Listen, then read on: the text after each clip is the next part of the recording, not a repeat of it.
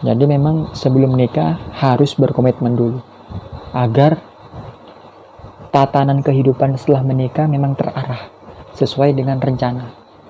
Dikasih musibah, penyakit, operasi, miskin, gak cinta lagi. Maka mulailah pernikahan dengan berkomitmen bahwa nikah ini adalah ibadah. Bismillahirrahmanirrahim. Assalamualaikum warahmatullahi wabarakatuh. Alhamdulillah, wassalatu wassalamu ala rasulillah. Allahumma sholli ala sayyidina Muhammad wa ala alihi washabihi ajma'in. Amma ba'du. Ternyata teman-teman yang mulia di sini kebanyakan belum menikah.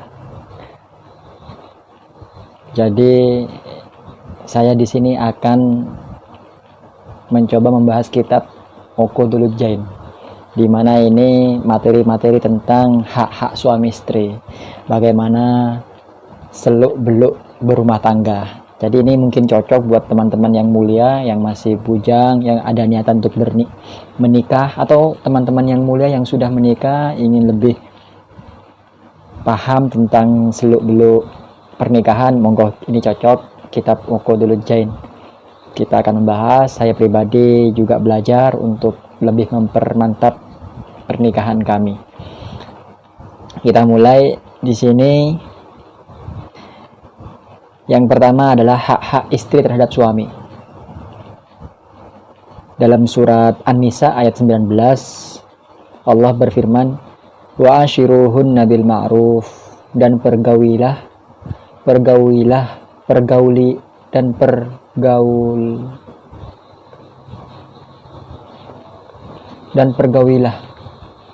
istri-istrimu dengan baik. Pergaulilah. Jadi wa ashiruhunna bil ma'ruf, perlakukanlah istrimu. Ini jamak, ini istri-istrimu. Jadi yang berpoligami tidak salah karena ini jamak. Wa ashiruhunna bil ma'ruf, perlakukanlah istri-istrimu dengan ma'ruf, dengan baik. Baik di sini secara umum.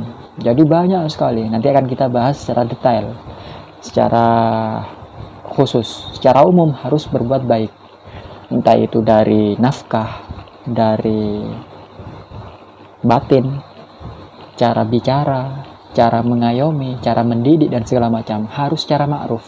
Laki-laki tidak layak disebut orang mulia ketika tidak memuliakan istrinya. Makanya ada ucapan hadis, tidak mulia seorang laki-laki yang tidak memuliakan istrinya, dan laki-laki yang hina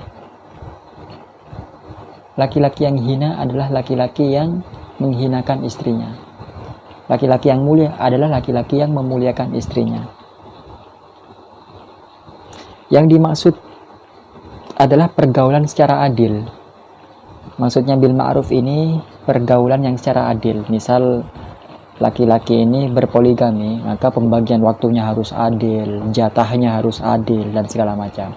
Tapi kalau monogami, istrinya satu, ya harus bermakruf, berbuat adil dalam hal segala kebutuhannya.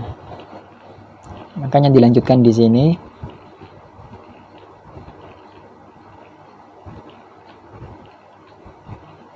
hak istrimu adalah suami harus memberikan makan ketika ia makan, dan suami memberikan istri pakaian ketika suaminya berpakaian.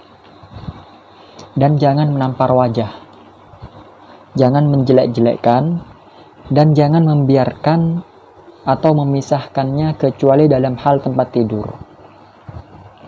Ini riwayat Tabrani dari Muawiyah bin Haidah. Jadi yang dimaksud bermakruf terhadap istri, suami ini jangan egois.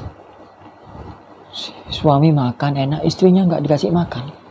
Suaminya kerja, pulang mampir di warung bakso, beli bakso, istrinya nggak dibungkusin, makan dewe. Pulang ke rumah, istrinya tanya, "Mas, sudah makan?" "Oh, sudah, aku mampir ke warung." "Warung apa, Mas?" "Bakso." Aku nggak dibelikan. Yuk dek, aku ya beli satu aja. Aku pikir kamu masak di sini. Egois suaminya. Pergi ke toko beli baju, istrinya nggak dibelikan. Sedangkan di sini, hak istri adalah ketika suami makan, istri dikasih makan. Ketika suami pakai baju, istri dikasih baju. Jangan nampar wajah. Suami egois. Pulang kerja selalu dalam keadaan kenyang. Istri nggak dikasih oleh-oleh. Tiap sebulan sekali suami beli baju, istri nggak dibelikan baju. Ini zalim, ini laki-laki, nggak ma'ruf. Jadi nggak sesuai sunnah. Dia itu sudah tidak adil menjabat sebagai suami. Suami ini kan pemimpin, dan dia tidak adil selaku pemimpin dalam rumah tangga. Zalim. Makanya bekal bagi kita selaku suami atau teman-teman yang mulia yang calon suami atau perempuan-perempuan, carilah suami yang bisa adil, yang tidak egois. Harus berkomitmen, Mas. Kelak ketika kita sudah menikah, engkau jadi suami, engkau mau nggak memenuhi hak-hakku? Hak-hakku ini loh, Mas. Apa aja? Dek, tanya misal calon suamimu. Kalau masih makan nanti, aku dikasih makan. Kalau Mas beli baju, aku belikan baju. Dan jangan menampar wajahku. Jangan asingkan aku kecuali hanya tempat tidur kalau kita berantem.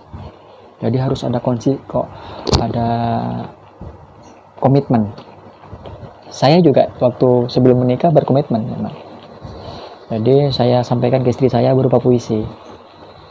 Ini baca puisi. Ini hajatku, komitmenku setelah menikah. Setuju nggak? Oke, setuju. Ayo kita nikah. Jadi memang sebelum menikah harus berkomitmen dulu. Agar tatanan kehidupan setelah menikah memang terarah sesuai dengan rencana. Kadang orang menikah hanya karena terpaksa atau karena rasa cinta, tidak ada komitmen. Cinta dok, aku menikahimu lantaran aku mencintaimu. Setelah menikah cinta.